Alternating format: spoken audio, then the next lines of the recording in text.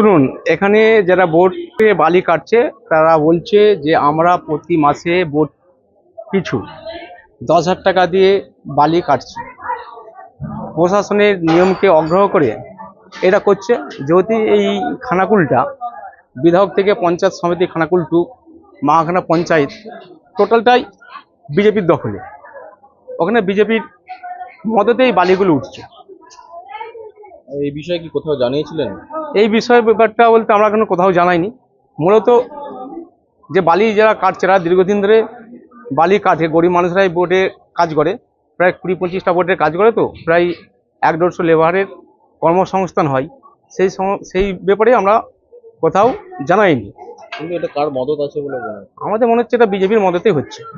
নইলে ওনারা প্রশাসনে আছে এখন খানাকুল টুয়ে, তাহলে পয়সাটা কোথায় যাচ্ছে? পুলিশকে কোনো ব্যবস্থা নিতে দেখেছেন? না, এখনো পর্যন্ত পুলিশকে কোনো ব্যবস্থা নিতে দেখিনি। আচ্ছা, প্রশাসন এরকম যে কাজ চলছে ইলিগাল কাজ ওটাকে একদম সমর্থন করছে না। এটা আজকে আমার জানা হয়েছে, আজকে আমি এই বিরুদ্ধে অ্যাকশন নিয়ে নেব। ঠিক আছে।